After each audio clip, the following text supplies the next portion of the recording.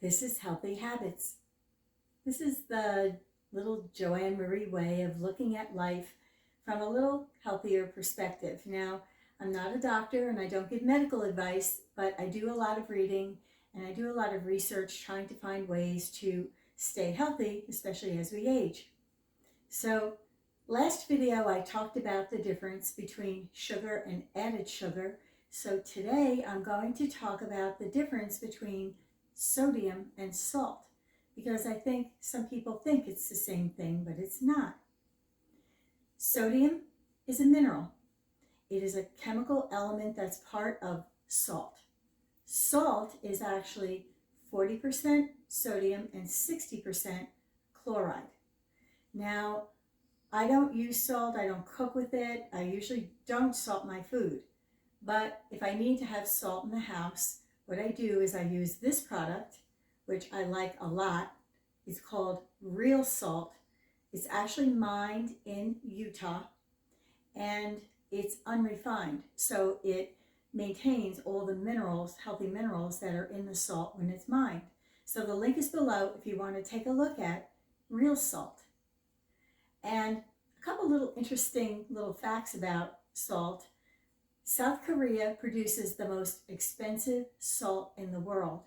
They actually take their salt, put it in bamboo, and they bake it in an almost 1500 degree Fahrenheit oven, and they bake it 8 times. And then on the 9th time, they bake it again at almost 2000 degrees Fahrenheit, and it is the most expensive salt in the world. Japan has 400 different varieties of salt. So let's talk about the difference between the two. When we read labels, we see the sodium on the labels, and we need sodium in our bodies. We need it for our muscular system, our nervous system, our circulatory system. But then the problem becomes when we take in too much salt. And have you ever gone out to a restaurant and had a meal with your family, your friends, or as a couple, and you come home and you feel like all you want to do is drink water because you're so thirsty, and you realize that the meal was very salty, and it's really a shame that they have to put so much salt in food. So what we want to do is we want to take a look at the foods that contain a lot of sodium. Read your labels. It really helps a lot, especially if you're trying to watch your sodium.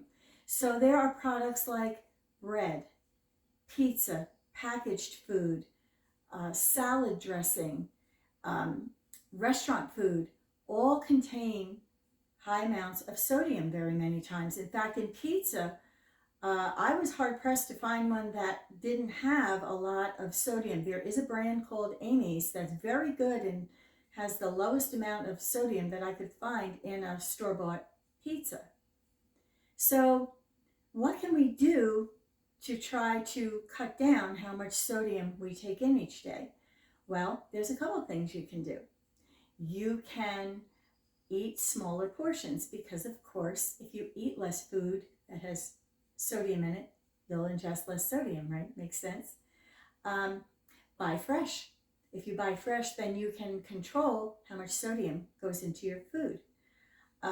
You could try making your own salad dressing, which I'm going to come up with a recipe for you in a future video.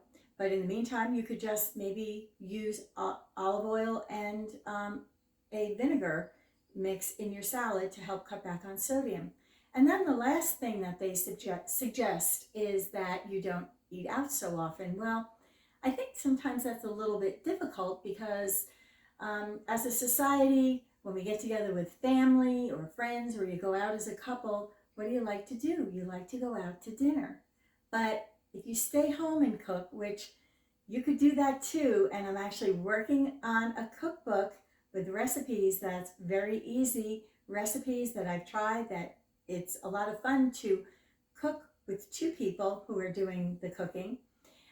You could prepare more foods at home.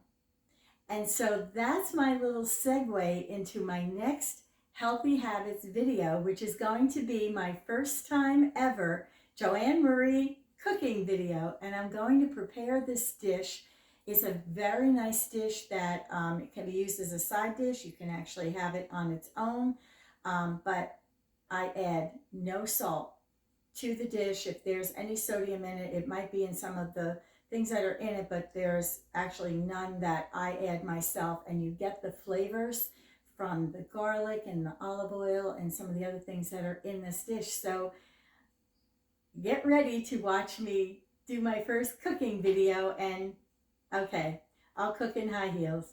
But in the meantime, please subscribe, give me a thumbs up, and hit the notification bell.